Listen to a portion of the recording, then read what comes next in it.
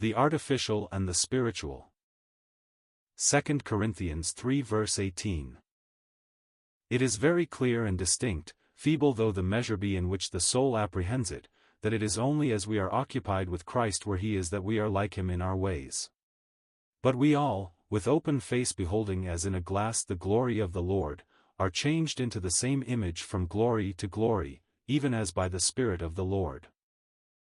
But, I may ask, have we grasped in soul, or rather, have we been possessed by, all that is implied in these wondrous words? Do we not often detect in ourselves a lack of that spring and power of life which impart quietness and ease and restfulness of heart? And in the absence of these, yet knowing they ought to be there, are not many forced into what I must call an artificial state of soul, which carries on its very bearing the opposite of life and the Spirit? There is something refreshing and beautiful in the spring and freshness of life, and it matters not how diligently or carefully formed anything resembling life may be, the difference between what is artificial and what is real is at once apparent. Light and heat are neither of them, nor both together, the tree, most invaluable though they be as the soil and atmosphere, as it were, in which it is planted. A Christian is, as such, in the light, and he is moreover the object of the Father's love, even as Jesus was loved, hast loved them as thou hast loved me. John 17 verse 23. Now, is there not a great difference between a soul held and governed in divine power and reality by these things, and one who, because painfully sensible of the mere outside owning of them, is seeking to hold them? It is just the difference between my heart keeping the peace of God, and the peace of God keeping as in a garrison my heart. But there is more than this difference, for there is the practical effect. If the soul be not held, but be seeking to hold, there is ever prominent in its state, the unrest that invariably accompanies effort, disquiet and fear about almost everything, as well as uncertainty even where most was expected from God. The contrary to all this is Christianity.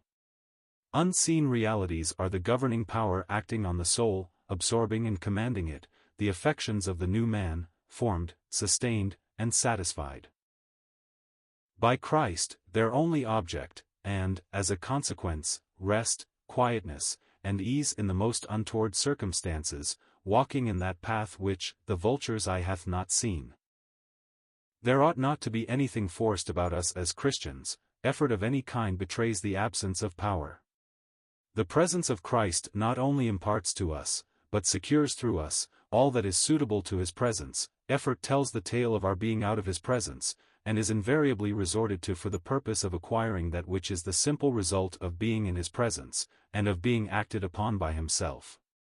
I do not for a moment wish to excuse anything like sloth, or ease, or self-indulgence of any kind, in anything, much less so in these things which have to do with man in the spirit and not in the flesh, but I do feel it is a great and solemn reality to press upon the people of God that the presence of Christ can alone command the heart.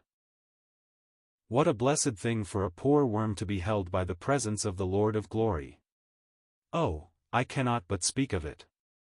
Such glories as are indeed to be found here, to be the subject on which his presence acts, instead of our poor hearts and thoughts acting on him, to be the subjects of light and heat, such light and love, too. What was it formed John? Was it not that he leaned on the bosom of Jesus? John lay there because he knew it pleased his Lord and Master, and may we not do the same?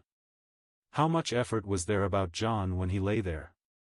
Did he find it difficult to say, Lord, who is it? Peter may have felt it difficult, and was glad to use John's nearness, but as to John, the question came forth as the simple and natural result of being where he was.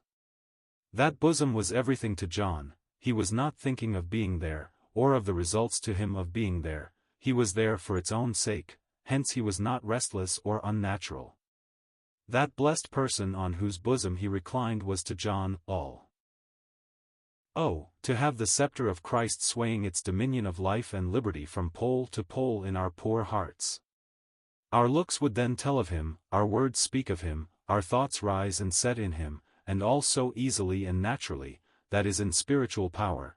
In a word, Christ would be our life practically, as he is our life truly and really. The glory of the Lord would thus transform us into the same image, from glory to glory, as by the Spirit of the Lord. The Lord alone knows what searchings of heart this leads to. The heart that has passed through it alone knows what it is to rise and walk apart from all that once governed and influenced it, often, too, beyond what we suspected even, but so it is. Yet Christ is worthy. May we know what it is to be in some more full measure the subjects of his power and presence before himself, formed by him alone, long enough in the mount, as it were, to catch the pattern of the glory, not because of the good of it, nor even in the first instance that we may be a testimony to others, or enriched ourselves, but because of what he is in his own intrinsic blessedness and preciousness. It is a great cheer to the soul to know that the whole power of God, by the Spirit, is for us in the maintenance of this blessed walk on earth. Only as Christ alone fills our eyes and hearts are we enriched ourselves, or any testimony to others. Thus it is we are at rest, having reached the haven of quiet.